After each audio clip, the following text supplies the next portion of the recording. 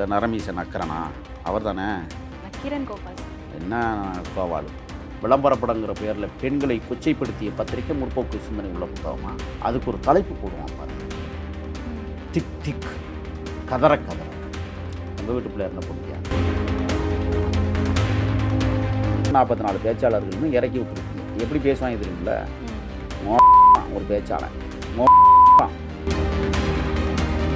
ஸ்டாலின் அவர்கள் ரொம்ப வயசாயிடுச்சுன்னா ஓய்வெடுத்துட்டு பேசாமல் போய் கோபாலபுரத்தில் உட்கார்ந்து ஓய்வெடுக்கிறது உளறிக்கொண்டிருக்கிற தருணம் இன்றைக்கு ஏற்பட்டிருக்கிறது என்றால் இல்லை அடுத்து அவர் தான் முதலமைச்சருங்கிறான். பயமாக இருக்குது நம்மளுக்கு. அதிமுக பலமுருண்டிய இயக்கம் அது கூட்டணியில் தான் சேர்ந்து போட்டியிட வேண்டும் என்ற அவசியம் இல்லை. அதை அம்மையார் ஜெயலலிதா நிரூபித்து காட்டியிருக்கிறார் என்பது வரலாறாக இருக்கிறது. ஆகையால் கூட்டணிக்கு வந்தால் ஏற்றுக்கொள்ளுவோம். அந்த வரலாறு இப்போ நிகழும். கரூரில் படப்பிடிப்பு நடத்தி தான் விஜய் கூட்டத்தை கூட்டி தான் படப்பிடிப்பு நடத்தினார். ஆயிரக்கணக்கான பேர் திரண்டிருக்கிற போது கிட்டத்தட்ட 63 ட்ரோன்கள் பறந்தது. திமுக இளைஞரணி சார்பில் உதயநிதியோட தலைமையில, அதாவது துணை முதல்வர் உதயநிதியோட தலைமையில வள்ளூர் கோட்டத்தில் ஒரு அறிவு திருவிழா நடத்திருக்காங்க. இது அறிவு திருவிழாவா? அறிவு திருவிழா. அறிவா? யாரு? துணை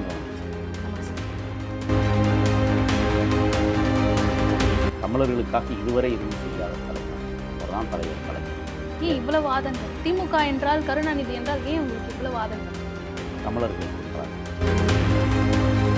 அனைத்து இந்திய அண்ணா திராவிட முன்னேற்ற கழகம் போட்ட பிச்சையில் அவ்வப்பொழுது ஆட்சி ஆளுகிறார் திராவிட முன்னேற்றம். சூடு சுரண மான வெக்கம் எல்லாமே இருந்துச்சுன்னா தனியாக நின்று பாருங்க. தமிழக வெற்றி கழகத்தினுடைய தலைவர் மரியாதைக்குரிய விஜய் அவர்களை வம்பிழுக்கிறார். என்ன நேற்று புதுக்கோட்டையில் முதல்வர் பேசின பேச்சை காரி துப்புறான் உலகம் முழுக்க. கந்தரவக்கோட்டை ஒரு பேரூராட்சி, அதை நகராட்சின்னு சொல்ல துப்பு இல்லை. உங்களுக்கு பயப்படுகிற இயக்கமான அனைத்து இந்திய அண்ணா திராவிட முன்னேற்ற கழகம். எம்ஜிஆர் இருக்கும்போது 13 ஆண்டுகள் வனவாசம் போய் பயந்த நிலையில் கடந்து என் நண்பன் வரட்டும் ஆட்சியை என்னிடம் தாருங்கள், வந்ததும் திருப்பி ஒப்படைக்கிறேன் என்று கெஞ்சுகிற சூழலுக்கு தள்ளப்பட்ட இயக்கம் உங்கள் இயக்கம், உங்கள் தாத்தா கருணாநிதி.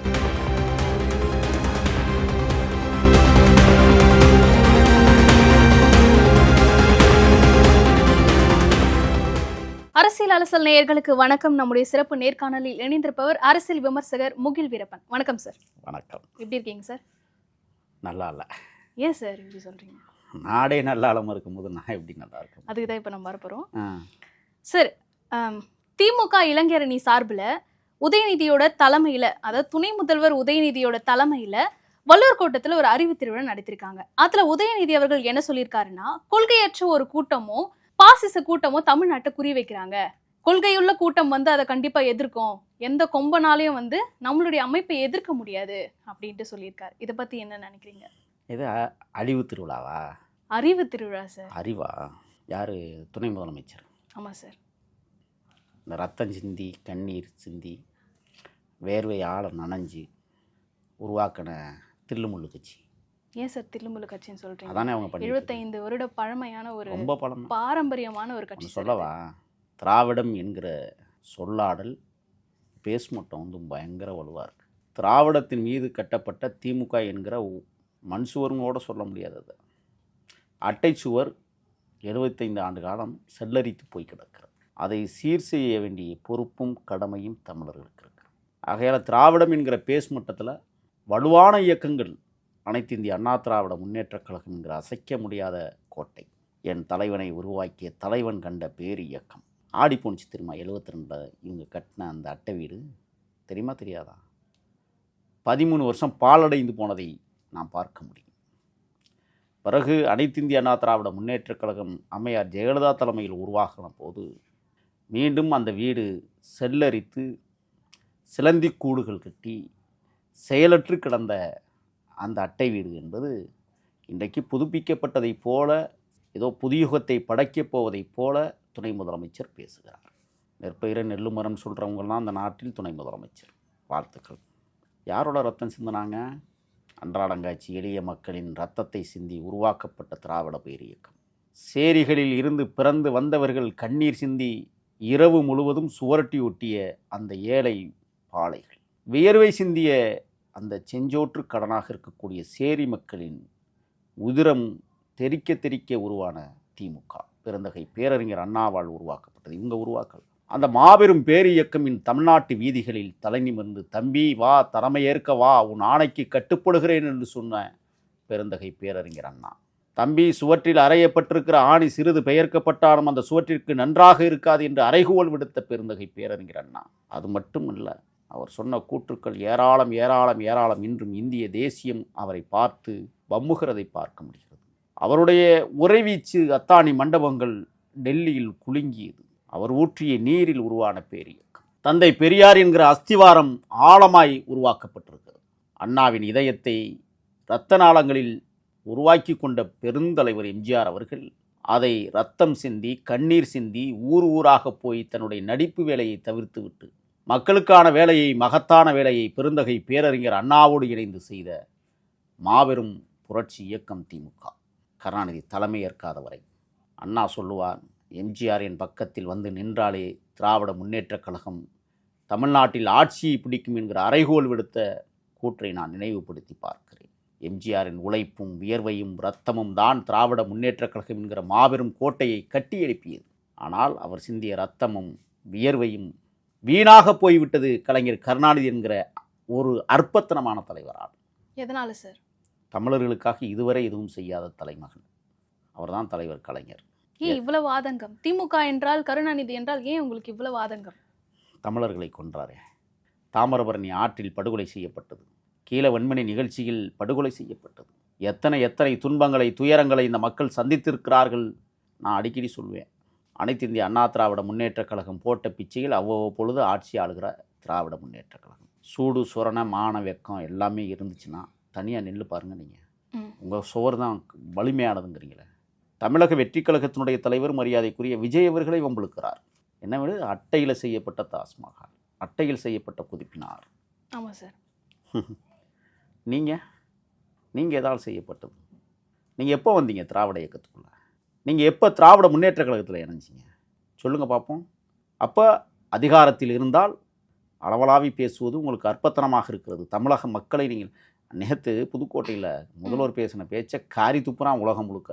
கந்தரவக்கோட்டை ஒரு பேரூராட்சி, அதை நகராட்சின்னு சொல்ல துப்பு இல்லை, மாநகராட்சி அறிவிப்புங்கிறது. தடுமாறுகிற சூழலில் தான் தமிழ்நாட்டு முதலமைச்சர் தமிழ்நாட்டுக்கு கிடைத்திருக்கிறார் என்றால், ஆகையால் தான் தமிழ்நாடும் தள்ளாடி கொண்டிருப்பதை நான் பார்க்க முடிகிறது. அடுத்து பேசுகிறார் அவர் முற்போக்கு புத்தக திருவிழாவாம்.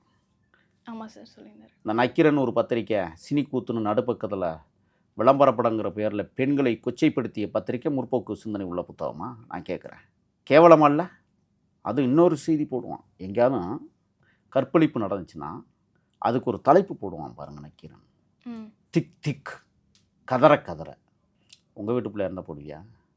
இதுதான் தமிழை வளர்க்குற லட்சணமான்னு நான் கேட்குறேன். இதுதான் அறிவுசார் புத்தகமா? அப்போ உங்களுடைய நோக்கம் என்னவாக இருக்கிறது என்றால், திராவிட முன்னேற்றக் கழகத்திற்கு தலைமையில் இருக்கிற ஸ்டாலினை ஆதரித்து எழுதக்கூடிய புத்தகங்கள் நடைபெறுகிற திருவிழா, அது எப்படி தமிழர்களுக்காக முற்போக்கு திருவிழாவாக இருக்க முடியும்? அடுத்து சொல்கிறாரு, அண்ணா திராவிட முன்னேற்றக் கழகங்கிற பேரை மிஷாவுக்காக பயந்து கொண்டு அனைத்திந்திய அண்ணா திராவிட முன்னேற்றக் கழகம்னு மாற்றினாராம். பெருந்தகை பேரறிஞர் அண்ணா அவர்கள் அத்தாணி மண்டபத்தில் பேசுகிற போது திராவிட முன்னேற்றக் கழகம், திராவிடம் என்பதை ஒரு நீண்ட நெடிய அறிக்கையை அவர் தயார் செய்து நாடாளுமன்றத்தில் ஒப்புவித்திருக்கிறார். பார்ப்பனர்களை எதிர்ப்பவர்கள் எவராயினும் அவர்கள் அனைவரும் திராவிடர்களே என்று சொன்னார். ஆகையால் தான் அனைத்திந்திய என்கிற சொல்லாடலை புரட்சித் தலைவர் எம்ஜிஆர் அவர்கள் இணைத்தார்கள். மிசாவுக்கு பயந்து கொண்டல்ல, இந்தியா முழுமைக்கும் இந்த கட்சி கட்டமைக்கப்பட வேண்டும் என்ற பெருத்த கனவோடு அது தொடங்கப்பட்டது. அதோடு நிறுத்தவில்லை அவர். கர்நாடக அண்ணா திராவிட முன்னேற்ற கழகம் இருக்குது, தெரியுதுல்ல உங்களுக்கு? ஆமாம் சார். கேரளாவில் இருக்குது தெரியுமா? ஆந்திராவில் இருக்குது, ஏன் டெல்லியிலும் இருக்குது, இந்தியாவை தாண்டி இலங்கையிலும் இருக்கிறது என்பதை துணை முதலமைச்சர் புரிந்து கொள்ளணும். ஆனால் உலக அண்ணா திராவிட முன்னேற்ற கழகம் என்று அவர் பெயர் வைக்கவில்லை. இந்தியாவிற்குள் ஆளப்படுகிற, ஏனால் இந்திய சட்டத்தை வரையறுத்து வாழக்கூடிய இயக்கமாக அண்ணா திராவிட முன்னேற்ற கழகம் விளங்க வேண்டும் என்பதற்காக அந்த பெயரை சூட்டினார். ஆக புரட்சித் தலைவர் எம்ஜிஆர் அவர்களை கொச்சைப்படுத்துகிற விதமாக, அவமானப்படுத்துகிற விதமாக, கேவலப்படுத்துகிற விதமாக துணை முதலமைச்சர் பேசியிருப்பது என்பது ஹிஸ்ட்ரி சோஸ் தி மீ வே, வரலாறு வழிகாட்டியாக இருக்கிறது, வரலாறு திரும்பும் என்பதையும் நீங்கள் மனதில் வைத்துக் கொள்ள வேண்டும். அடுத்து சொல்கிறாரு, கொள்கை வழி நடந்து வந்த திமுகவான், அடுத்து பயம் வழி நடத்து வந்த அண்ணா திமுகவா. என்ன பயம்? உங்களை பார்த்தா உங்களுக்கு பயப்படுகிற இயக்கமாக அனைத்து இந்திய அண்ணா திராவிட முன்னேற்ற கழகம். எம்ஜிஆர் இருக்கும்போது 13 ஆண்டுகள் வனவாசம் போய் பயந்த நிலையில் கடந்து என் நண்பன் வரட்டும் ஆட்சியை என்னிடம் தாருங்கள், வந்ததும் திருப்பி ஒப்படைக்கிறேன் என்று கெஞ்சுகிற சூழலுக்கு தள்ளப்பட்ட இயக்கம் உங்கள் இயக்கம், உங்கள் தாத்தா கருணாநிதி. என்ன பயம் அதிமுகவிற்கு? எதற்காக பயப்பட வேண்டும்? அதிமுக பாஜகவோடு என்ன 99 வருஷம் குத்தகைக்கு கையெழுத்து போட்டு ஒப்பந்தம் கொடுத்துருக்கா கூட்டணிக்கு? இதுவரை எந்த கையெழுத்தும் போடவில்லை, அது தெரியுமா? கூட்டணிங்கிற பேச்சுவார்த்தையோடு தான் இருக்கிறார்கள். ஏன் நீங்கள் 2001 2011 பாரதிய ஜனதா என்கிற அந்த பயங்கரவாத கட்சின்னு உங்களால் சொல்லப்படுகிற கட்சியை தமிழ்நாட்டுக்குள்ளே ஊடுருவ வைத்ததே நீங்கள் தானே? அப்போ உங்களுக்கு பயம் இல்லையா? அப்போ உங்களுக்கு பயம் வந்து தானே கூட்டணி சேர்ந்தீங்க? யாரை நீங்கள் வசப்பாடுறீங்க? அடுத்து பேசுகிறாங்க 10 அமர்வுகளாம், 44 பேச்சாளர்கள் பேசிட்டாங்க, நாட்டை கிளின்னு கிழிச்சிட்டானுங்க அவனுங்க. வள்ளுவர் கோட்டத்தை அப்படியே வரிசை கட்டி நிற்க வச்சுட்டானுங்க. வள்ளுவர் கோட்டத்தில் 44 பேச்சாளர்களும் ஏதோ 3ஆம் தமிழ் சங்கம் அமைக்க போகிறது மாதிரி, இல்லை 9வது தமிழ் ஆராய்ச்சி மாநாடு நடத்த போகிறது மாதிரி வெற்றுக்கள் பேசுகிறார்கள் வள்ளுவர் கோட்டத்தில். தலைகீழாக நாடு இங்கே புரள போகிறதில்ல, நீங்கள் பேசி இங்கே ஒன்றும் ஆக போகிறதில்ல. மக்கள் முடிவெடுத்திருக்கிறார்கள் 2026 ஒரு புதுமையான ஆட்சியை, ஆண்டவர்களுடைய வழித்தோன்றல்களாக அமையப்போகிற அதிமுக ஆட்சியை வழி நடத்துவதற்கு எடப்பாடியார் தலைமையில் ஒருங்கிணைக்க வேண்டும் என்று மக்கள் முடிவெடுத்ததற்கு பிறகுதான் இன்றைக்கு பயம் கொண்டு இப்போ 44 பேச்சாளர்கள்னு இறக்கி விட்டுருக்கீங்க. எப்படி பேசுவாங்க தெரியுமில்ல? ஒரு பேச்சாளன் மக்களுக்கு போதனை சொல்லக்கூடிய அருமை பேச்சாளர் உங்கள் பக்கம்தான் இருக்கான். கேவலமா இல்லை? அது சொல்கிறாங்க, மொழி காக்க இனத்தை காக்க திராவிட இயக்கத்தை சார்ந்த திமுக போராடுதான். ஏன்டா கொத்தா ஈழத்தில் சாகும்போது எங்கடா போனீங்க? தமிழ்நாட்டு தமிழர்கள் பெங்களூரு என்று வெங்காலூரில் போய் வேலை செய்கிற போது அடித்து துரத்தப்பட்டார், நீங்கள் எங்கே போனீங்க? 91 கலவரத்தில் ஒரு நாளைக்கு இங்கே 6 படுகொலை வீதம், நேற்றுடன் 7019 படுகொலைகள் நிகழ்ந்திருக்கிறது. 34 ஆணவ படுகொலைகள் நடந்தேறி இருக்கிறது. 38 கற்பழிப்பு சம்பவங்கள் தமிழ்நாட்டில் நடைபெற்றிருக்கிறது. இதான் நீங்கள் தமிழர்களை காக்கிற லட்சணமா? வெக்கமா இல்லை உங்களுக்கெல்லாம்? ஆட்சி அதிகாரத்தை நீங்கள் முதல்ல ராஜினாமா பண்ணிட்டு போங்க, எந்த தகுதியும் இல்லை. நேற்றைய தினமே 3 இடங்களில், எடுத்துக்காட்டு திண்டிவனத்தில் ஒரு காவல்துறை அதிகாரி, காவலர் பணியிட செய்யக்கூடிய ஒருவன், ஒரு அயோக்கியன், அவன் ஒரு 10ஆம் வகுப்பு மாணவியை கற்பழிச்சிட்டான். ஆமாம் சார். அந்த பெண்ணின் அவல குரல்கள் இன்னும் அதிர்ந்து கொண்டிருக்கிறது திண்டிவனத்தில். 3 குற்றவாளிகளை உங்களது துப்பாக்கி நீட்டி இருக்கிறது. இப்போ ஒரு குற்றத்தை செஞ்சுட்டு தப்பிக்க ஓடுறான். ஓடும் பொழுது எப்படி ஓடுவான்? முன்னாடி தானே ஓடுவான், பின்னாடி ஓட மாட்டார்ல. முன்னாடி ஓடுகிற போது குண்டை பின்னாடி இருந்து பார்த்தீங்கன்னா காலில் தோட்டா பின்னாடி தானே படும். முன்னங்காலில் எப்படா ரத்தம் ஊற்றுச்சு? யாரை ஏமாத்துறீங்க நீங்கள்? அப்போ அந்த 3 பேருமே உண்மையான குற்றவாளிகள் இல்லையா? உண்மையான குற்றவாளிகள்னு இதுவரை அறிவிக்கல, அது தெரியுமா உங்களுக்கு? ஒன்று, அண்ணன் தம்பியை 2 பேரை சுட்டானுங்க. 2 பேருக்குமே 2 தோட்டா முனங்காலில், இன்னொருத்தனுக்கு 1 தோட்டா. அண்ணன் தம்பி 2 பேருக்கு 2 காலையும் கரெக்டாக இவங்க உற்பத்தி செய்த காவல்துறை ஒழுங்காக சுட்டிருக்கிறது. ஏன்டா பைத்தியக்காரங்கிட்ட பதில் சொல்லிட்டு இருக்கிறீங்களா? நீங்களாம் காலையில் பிடிச்சிப்பிட்டிய வச்சு அடின்னு உரிச்சிட்டிங்க. ஒரு இடத்த தேர்வு பண்ணுறிய, ஒரு கோயில் வளாக இடத்த தேர்வு பண்ணி புதற்குள்ளே கூட்டியை கொண்டு வச்சு உட்காருங்கடான்னு சொல்லி உட்கார வச்சு 2 காலையும் அண்ணன் தம்பியை 2 பேருக்கு 2 தோட்டாவை பாய்ச்சிப்பிட்டிய. அந்த உண்மையை சொல்ல வேண்டியது தானே? சரி, அவங்களுக்கு பாய்ச்சினீங்களா தோட்டா? இந்த போலீஸ்காரனுக்கு நேற்று திண்டிவனத்தில் ஏன்டா கொண்டு போயலா? அவனை ஏன் சுடலை? போலீஸ்காரனை விட்டுட்டீங்களா? இல்லை போலீஸ்காரன் சொன்னோன்னா துப்பாக்கி பயந்து போச்சா? யார்கிட்ட நீங்கள் விளையாடுறீங்க? தமிழ்நாட்டில் தினந்தோறும் கற்பழிப்பு சம்பவங்கள் நடைபெற்று கொண்டிருக்கிறது. பெண்களுக்கு எந்த விதமான பாதுகாப்பையும் கொடுக்க தவறிய அரசு இந்த அரசு. 1000 ரூபா பணம் கொடுத்துட்டா பாதுகாப்பா? இலவச பேருந்தில் வந்து பயணச்சீட்டு கொடுத்து இலவசமாக பயணிக்கிறது பாதுகாப்பா? ஏன் அதை சொல்கிறேன்னு கேட்குறீங்களா? அந்த பயணச்சீட்டு கிழிச்சு கொடுக்குறாங்களா, அதுலேயே ஊழல் நடக்கும். அதில் என்ன சார் ஊழல்? பேப்பர் ஊழல், ரோட்டில் ஊழல் நடத்தலாமே. தொட்டதெல்லாம் ஊழல் அப்படிங்கிறதுக்காக சொல்ல வரேன். வேலையை நடத்துகிறாங்க இவங்க. வேலூரில் அடிச்சுட்டு போணுச்சே, பாலம் தரையோட தரையா, பாலத்தையும் காணும் ஆத்தையும் காணும்னு சொல்கிற அளவுக்கு வெக்கமா இல்லை உங்களுக்கெல்லாம்? நலத்திட்டங்களை உருவாக்குவதை கொள்ளையடிக்கிற நோக்கத்தில் தொடர்ச்சியாக இவர்கள் எல்லாவற்றையும் கொள்ளையடித்து கொண்டிருப்பதை கண்கூடாக பார்க்க முடிகிறது. எல்லா அமைச்சர்களும் கொள்ளை, எந்த அமைச்சரும் ஒழுங்கா இல்லை. அப்போ திட்டமிட்டு இந்த தமிழ்நாட்டை சுரண்டி கொடுக்குற இயக்கமாக திராவிட முன்னேற்றம். அவங்க அப்பா பேசுகிறாரு, தமிழ்நாடு முதலமைச்சர் மாண்புமிகு ஸ்டாலின் அவர்கள். ஒரே சூரியனா, ஒரே நிலாவா, ஒரே திமுக. ஒரு திமுக தான் இருக்க முடியும். 2 திமுக இருந்தால் தேர்தல் கமிஷன் ஆப்பு வச்சுருவான். அது தெரியாத உங்களுக்கு? 2 சூரியன் வந்தால் உலகம் தாங்க. அது 2 நிலவு இருந்தாலும் உலகம் தாங்க. ஆமாம் சார். அதனால தான் விண்மீன்கள்லாம் கண்ணுக்கு எட்டாத வருவான். பல ஆயிரக்கணக்கான கிலோமீட்டர், பல லட்சம் கிலோமீட்டருக்கு அங்கிட்டு இருக்குது. ஒரு நட்சத்திரங்களை கூட இன்றைக்கி வரை ஆய்வு செய்ய முடியாமல் இருக்கிறோம் நம்ம மனிதர்கள். ஸ்டாலின் அவர்கள் ரொம்ப வயசாயிருச்சுன்னா ஓய்வு எடுத்துட்டு பேசாமல் போய் கோபாலபுரத்தில் உட்கார்ந்து ஓய்வெடுக்கிறதை விட்டுவிட்டு உளறிக்கொண்டிருக்கிற தருணம் இன்றைக்கு ஏற்பட்டிருக்கிறது என்றால் இதில் அடுத்தும் அவர் தான் முதலமைச்சருங்கிறாங்க. பயமாக இருக்குது நம்மளுக்கு. 2.0ங்கிறாங்க. ஆமாம் சார், தமிழ்நாடு 2.2. அது பொறுக்கவே முடியல. அப்படின்னா என்ன தெரியுமா 2.0 வரோம்னா இன்னும் பலாயிரம் கோடி கொள்ளையடிப்பும்னு அர்த்தம். இன்னும் ஆணவ படுகொலை 66 ஆகும். கற்பழிச்சவங்கள் 2 மடங்கு ஆகும். அப்போ இதுதான் 2.0வா நான் கேட்குறேன். அப்போ திராவிட முன்னேற்றக் கழகம் என்கிற அட்டை வீடு அழித்தொழிக்கப்பட வேண்டும் என்பதில் மாற்று கருத்தில்லை. ஆக இதுதான் உங்களுக்கு கடைசி அதிகாரத்தை சுவைக்கிற ஆண்டு 2026. எழுதி வைத்துக் கொள்ளுங்கள். மாற்றத்தை மக்கள் விரும்புகிறார்கள். அது புரட்சித் தலைவர் எம்ஜிஆரின் வாரிசுகள் இன்றைக்கு தனியாக நின்று தமிழகத்தை ஆள்வதற்கான வாய்ப்பை உருவாக்கி கொண்டிருக்கிற இந்த சூழலில் தமிழ்நாடு தன்னிகரற்ற மாநிலமாக உருவாகக்கூடிய ஒரு வாய்ப்பை தமிழக மக்கள் ஏற்படுத்துவதற்கான கனவுகளை கண்டு கொண்டிருக்கிறார்கள். உங்களை அடியோடு அப்புறப்படுத்துவது தான் எங்களுக்கு வேலையே. இது இனிமேல் இந்த தேசத்தை நீங்கள் ஆண்டீர்கள் என்றால் கடலையும் நீங்கள் கொள்ளையடிப்பீர்கள், கடலுக்குள்ளும் கொள்ளையடிப்பீர்கள். இன்னைக்கு பெண்களுக்கு பாதுகாப்பு இல்லை தமிழ்நாட்டில். தாவேகா சிறப்பு பொதுக்குழு கூட்டத்தில் வந்து தீர்மானங்கள் நிறைவேற்றப்பட்டது. அதில் தமிழ்நாட்டில் போதைப்பொருள் அதிகமாயிருக்கு, அதை பற்றியும் எதுவும் சொல்லலை. பெண்களுடைய பாதுகாப்பு அதை பற்றி சொல்லலை. மழைநீர் வடிகால் அதை பற்றி எதுவும் சொல்லலை. இந்த மாதிரி முக்கியமான பாயிண்ட்டுகளை எதுக்கு அவங்க பேசலை? சரியான கேள்வியை கேட்குறீங்க. இன்னும் அரசியல் புரிதலோடு தமிழக வெற்றி கழகம் வளர வேண்டும் என்பதை எடப்பாடியார் எப்படி ஒரு இயக்கத்தை வளர்த்தெடுக்க வேண்டும் என்பதற்காக கரூர் சம்பவத்திற்கு பிறகு தாவேகாவை எவ்வளவு தூரம் அவர் பாதுகாத்தார் என்பது நாட்டு மக்களுக்கு தெரியும். எந்த விதமான களங்கமும் வளர்கிற இயக்கத்திற்கு வந்துவிடக்கூடாது என்பதை எம்ஜிஆரை போன்று முடிவெடுத்த எடப்பாடியார் தாவேகாவில் நிறைவேற்றப்பட்டிருக்கிற 12 தீர்மானங்களும் மிக முக்கியமானதாக இருந்தாலும் கூட இன்றைக்கு ஒரு அறிவாற்றல் மிகுந்த ஒரு கேள்வி உங்களிடத்தில் எழுகிறது என்றால் அதை தாவேகா பக்கம் நாம் விட்டு விடுவோம். நிச்சயமாக அடுத்தடுத்து இதை அவர்கள் நடைமுறைப்படுத்த வேண்டும். அடுத்த பொதுக்குழுவில் அதை கொண்டு வர வேண்டும் என்பதை நாம் கட்டாயமாக ஆணித்தரமாக அழுத்தமாக அவர்களுக்கு சொல்ல கடமைப்பட்டிருக்கிறோம். நிச்சயமாக கொஞ்சம் பொறுமையாக இருங்க. 2026 வரை நாம் யாரையும் எதையும் பேசிவிட வேண்டாம். எடப்பாடியாருடைய கட்டளையும் கூட அது. ஆகையால் 26 ஒரு பெரிய மாற்றத்தை கூட்டணி முறையில் பல்வேறு கட்சிகள் அந்த அதிமுகவோடு களமாட இருக்கிறது. அதுவரை நாம் சில விடயங்களை தவிர்த்தாக வேண்டிய கட்டாய சூழலில் இருக்கிறோம். ஆகையால் தாவேகா நிறைவேற்றப்படாத இந்த தீர்மானங்களை அடுத்த முறை நிறைவேற்றுவதற்கு பக்கபலமாக அதிமுக நிற்கும் என்கிற நம்பிக்கை எனக்கு இருக்கிறது. தாவேகா கூட்டணி இல்லைன்னு சொல்லிட்டாங்க சார். கூட்டணி இல்லைன்னு சொல்லிட்ட பிறகு எடப்பாடியாருடைய அந்த நிலைப்பாடு என்னவா இருக்கும்? ஏன்னா அவங்க வந்து ஒரு பக்கம் பேசப்பட்டிருந்தது, தாவேகா வந்து அதிமுக கூட்டணி வைக்கும்.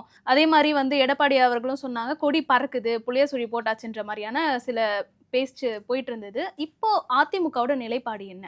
தை பிறந்தால் வழி பிறக்கும். அதிமுக ஒரு வலுவான பேர் இயக்கும். யார்கிட்டையும் போய் கூட்டணிக்கு கெஞ்ச வேண்டிய அவசியம் இல்லை. அவர்கள் கடந்த கால தேர்தலில் வந்து பாஜகவுக்கு இங்கே ஒரு பெரிய வாக்கு வங்கியும் கிடையாது என்பதை மக்கள் உணர்வார்கள். அப்படிப்பட்ட சூழலிலும் கூட 1.5 லட்சம் வாக்குகள் வித்தியாசத்தில்தான் அதிமுக சிறிதளவேனும் தோல்வியை சந்தித்தது. அந்த தோல்வியை அவர்கள் சரிகட்ட வேண்டிய இடம் தூத்துக்குடி கலவரம் நடக்காமல் இருந்திருந்தால் மீண்டும் அதிமுக ஆட்சி தமிழ்நாட்டில் நிலை பெற்றிருக்கும் என்பதை யாராலும் மறுக்க முடியாது.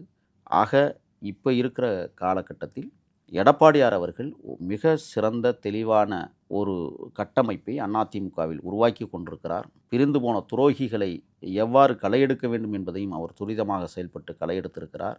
இன்னும் துரோகிகள் உருவானால் அவர்களையும் களையெடுப்பார், புரட்சி தலைவி ஜெயலலிதாவைப் போல.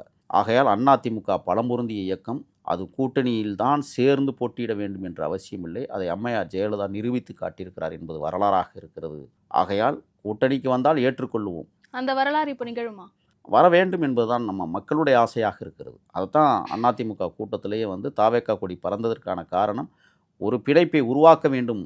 எப்படி ஜெயலலிதா அவர்களும் விஜயகாந்த் அவர்களும் கூட்டணி சேர்ந்து தமிழ்நாட்டை ஒரு மாபெரும் மக்கள் சக்தியாக மாற்றினார்களோ அதை போல மாற்றத்தை மக்கள் விரும்புகிற போது மாற வேண்டும் தலைவர் பெருமக்களும் என்பதுதான் அதை பிரதிபலிக்கிறது. அந்த கொடி பறந்தது. நிச்சயமாக ஒரு மாற்றத்தை நோக்கி அதிமுக நகர்ந்து கொண்டிருக்கிறது. தாவேகாவும் ஒரு மாற்றத்தை நோக்கி நகரும் என்ற நம்பிக்கை எனக்கு உண்டு. நக்கீரன் கோபால் வந்து இந்த கரூர் சம்பவத்தை வந்து ஜனநாயகன் படத்தோட ஒப்பிட்டு ரொம்ப விமர்சிச்சிருக்காரு. இது ரொம்ப சர்ச்சையாவே பேசப்பட்டு வருது. இந்த நரமீச நக்கரனா அவர் தானே நக்கீரன் கோபால் சார்? என்ன கோவாலு ஒன்று சொல்லவா? ஒரே ஒரு சம்பவத்தை மட்டும் நான் சொல்லணும்னு நினைக்கிறேன். வீரப்பனார் காடுகளுக்குள் இருக்கிற போது மகத்தான மண்ணுரிமை தலைவர் அவர். கந்தவேலுன்னு ஒருத்தரை அன்னைக்கு இருக்கிற உளவுத்துறை வீரப்பனாரை அழிப்பதற்கு பயன்படுத்தினார்கள். கந்தவேலு அந்தியூர் தொகுதிக்கு உட்பட்ட மலை கிராமமான பெச்சிலிட்டி பகுதியிலே கடை வைத்து நடத்தி தன்னுடைய 5 பெண் பிள்ளைகளோடு வாழ்க்கை நடத்தி கொண்டிருந்தவர். அதிரடிப்படையினுடைய உளவு பிரிவு அவருக்கு 7 சயனடு குப்பிகளை கொடுத்து அனுப்பி வீரப்பனார் படையை அழித்தொழிக்க வேண்டும் என்று முடிவெடுத்து கந்தவேலுவை காட்டுக்குள் அனுப்பி வைத்தது. அதை வீரப்பனார் படை சாதுரியமாக கண்காணித்து சோறு வெந்து கொண்டிருக்கிற போது கந்தவேலு சோறு ஆக்குவது போல் நடித்து சயனடு குப்பிகளை அந்த சோற்றில் கலந்து விட்டான். கோணிச்சாக்கு போட்டு முழுவதுமாக மூடிக்கொண்டு பார்த்த நிலையில் படுத்திருந்த வீரப்பனார் அவர்கள் அதை பார்த்து விட்டார். உடனடியாக தன்னுடைய படை தளபதிகளுக்கு உத்தரவிட்டார். ஏதோ சோற்றில் கலந்து விட்டான், அந்த சோற்றை எடுத்து எறும்புக்கும் அணிலுக்கும் போட்டு பாருங்கள் என்று சொல்லுகிறார். உடனடியாக எறும்புக்கும் அணில்களுக்கும் போட்டு பார்க்கிற போது அதை தின்ற அணிலும் இறந்தது, எறும்பும் இறந்தது. மனிதர்களை கொல்ல வந்த அந்த கந்தவேலுவை இனிமேல் நாம் சும்மா விடக்கூடாது என்பதற்காக தெங்கு மராட்டா நீலகிரி மாவட்டம் ஊட்டிக்கு கீழே இருக்கிற ஒரு மலை கிராமத்தில் பக்கத்தில் மாயாத்துக்கும் பக்கத்தில் தான் இந்த சம்பவம் நடக்குது. வீரப்பனார் படை அந்த கந்தவேலுவை மலை உச்சிக்கு அழைத்து கொண்டு போய் அடிச்சே கொன்றார்கள். துப்புள்ளாமல் சாம்பலாக்கினார்கள். அதை வீடியோவாக அங்கே இருக்கிற தமிழ் தேசிய மீட்சி படை படமாக எடுத்து நக்கீரன் இதழுக்கு அனுப்பி வைத்தார்கள். நக்கீரன் இதழில் அதை பிரசுரித்தார்கள். அப்போ அந்த படுகொலை நடக்கிற போது இந்த நக்கீரன் கோபால் பக்கத்தில் இருந்து தான் படம் எடுத்திருக்கிறான் என்ற கோணத்தில் அன்றைக்கு இருந்த அம்மையார் ஜெயலலிதாவினுடைய ஆட்சியில் அவர் கைது செய்யப்பட்டு சிறைப்படுத்தப்பட்டார். இது ஒரு வரலாறு.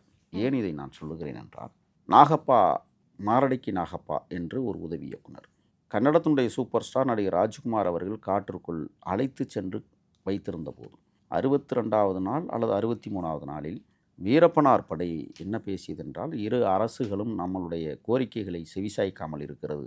அழைத்து வந்த 4 பேரில் ஒருவர் தலையை வெட்டி பண்ணாரி சாலையில் வைத்து விட்டால் கோரிக்கைகள் நிறைவேறும் என்று நாம் நம்புவோம் அப்படின்னு சும்மா விளையாட்டுக்கு பேசினதை கேட்ட நாகப்பா மாரடைக்கு என்கிற ஒரு உதவி இயக்குனர், ஆகா நம்மளை தான் கடைசியாக போட போகிறாங்க, ஏன்னா நம்ம தான் ராஜ்குமாருடைய உறவினர் இல்லை, மற்ற 3 பேரும் ராஜ்குமாருக்கு உறவினர்கள், மருமகன் தூரத்து உறவினர்கள், ஆகையால் நம்மளை போட்டுருவாங்க வீரப்பனார் படைன்னு கருதிய நாகப்பா மாரடைக்கு இரவு டென்ட் அடித்து பக்கத்தில் படுத்திருப்பாங்க. அதில் நாகப்பா மாரடைக்கு நக்கீரன் கோபால் வீரப்பனார் இவங்கெல்லாம் வரிசையாக படுத்து கிடக்கிறாங்க. பேச்சுவார்த்தைக்கு போன இவங்க நாகப்பா மாரடைக்கு இரவு என்ன செஞ்சிடலாம், அந்த டென்ட்டுக்கு பக்கத்தில் வைத்திருந்த அருவாள், அங்கே கொடுவாள்னு சொல்லுவாங்க, அந்த கொடுவாளை எடுத்து ஓங்கி வீரப்பனை இரவில் வெட்டுறான். வெட்டும் போது அந்த டேரா கயிறு வந்து தேய்க்கிறது, தேக்கினாலும் மண்டையில் விழுந்துருது வெட்டு.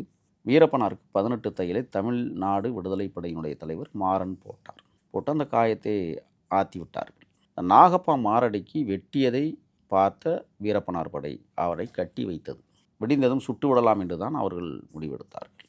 ஆனால் இரவே எல்லோரும் படுக்கைக்கு போய்விட்டார்கள். வீரப்பனாருக்கு ரத்தம் அடைந்ததை தையல் போட்டு அடைத்து விட்டு அவரையும் ஓய்வெடுக்க சென்று விட்டார். அந்த வசதியில் அவரும் உறங்கிவிட்டார்.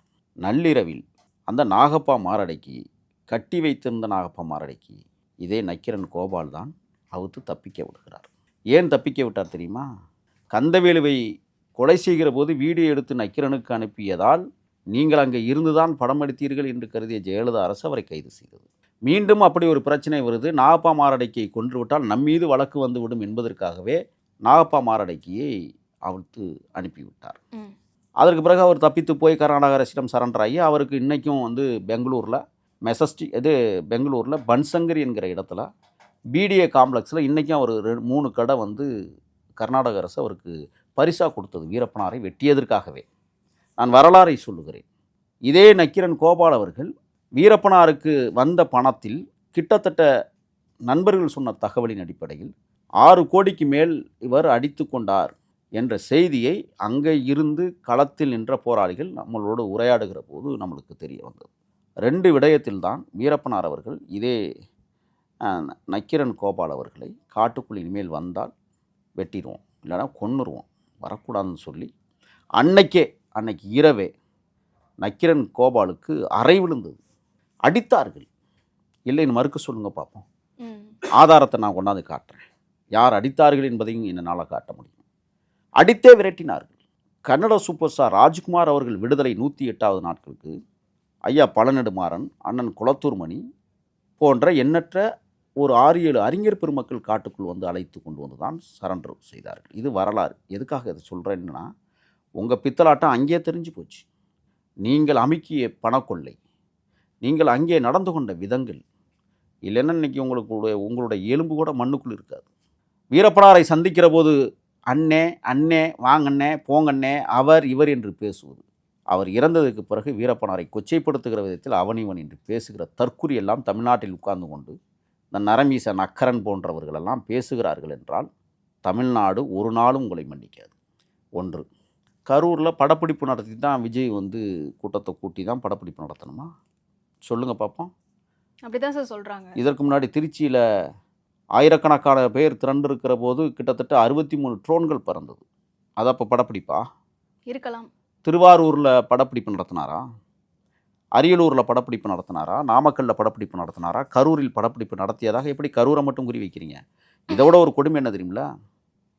அங்கே ஊழல் துறை அமைச்சர்னு ஒருத்தர் இருந்தார்ல, சிறைக்கெல்லாம் போயிட்டு வந்தாரே, செந்தில் பாலாஜி. அவர் மாவீரரா இந்த நரமீசன் அக்கரனுக்கு. வெக்கமல்ல உங்களுக்கெல்லாம்? கோடி கோடியாய் கொள்ளையடித்து விட்டு 1000 கோடிகளை கொள்ளையெடுத்து அமுக்கி வைத்து கொண்டு ஏழைகளுடைய சொத்தை கொள்ளையடித்து கொண்டு, நான் ஒன்று சொல்லணும்னு நினைக்கிறேன். செந்தில் பாலாஜி போக்குவரத்து துறையில் அதிமுகவில் இருக்கும்போது ஊழல் செய்தார். வழக்கு போட்டது திமுக. அந்த வழக்கில் தான் அவர் உள்ளே போனதுங்கிறது செந்தில் பாலாஜிக்கும் தெரியும், ஸ்டாலினுக்கும் தெரியும். மதுரை மாவட்ட ஆட்சித்தலைவராக இருக்கிற சங்கீதா அவர்களுடைய கணவர் மட்டுமே போக்குவரத்து துறையில் வேலை வாங்கி தருவதாக பல நூறு பேரை ஏமாற்றி பணம் பறித்திருக்கிறார். இது ஆதாரத்தோடு நான் சொல்கிறேன். என்றால் செந்தில் பாலாஜி உங்களுக்கு தூய்மையானவரா? அவர் ரவுடி தான், ரவுடியால் தான் இருக்கிறார் அவர். சிபிஐ விசாரணை சென்று கொண்டிருக்கிற போது அதற்கு நுழைய வேண்டாம் என்று நான் கருதுகிறேன். உண்மை தன்மை உலகத்திற்கு உண்மையிலேயே வெளிவரும். 41 பேர் மரணங்களுக்கு பின்னணி காரணம் யார் என்பதை சிபிஐ வெளியில் கொண்டு வரும் என்கிற அசாத்தியான நம்பிக்கை எங்களுக்கு உண்டு. ஒரே ஒரு செய்தி இப்போவும் திருப்பி சொல்கிறேன். யாரையும் விமர்சனம் செய்வது, தரைக்குறைவாக விமர்சனம் செய்யக்கூடாது என்பது எங்களுடைய எண்ணம். எங்கள் எம்ஜிஆர் புரட்சித் தலைவர் எங்களுக்கு அதைத்தான் கற்றுக் கொடுத்திருக்கிறார். ஏனென்றால் புரட்சித் தலைவரின் மகனாக இறுதி வரை வாழ்ந்த தமிழீழ தேசிய தலைவர் கூட எங்களுக்கு புனிதமான சொல்லாடல்களை கற்றுக் கொடுத்திருக்கிறார் என்பதை மறந்துவிடக்கூடாது. நரைமீசை நக்கரன் போன்றவர்களெல்லாம் எவ்வளவு நேரம் ஒதுக்கி நம்ம பேசி புகழை தேடிவிடக்கூடாது என்பதற்காகத்தான் நான் இதை பேசுகிறேன். திருத்திக் கொள்வது நல்லது. ஓகே சார், இவ்வளவு நேரம் ரொம்ப உண்மையான கருத்துக்களை ரொம்ப தெளிவாக எங்களோட பகிர்ந்ததுக்காக ரொம்ப நன்றி சார். நன்றி.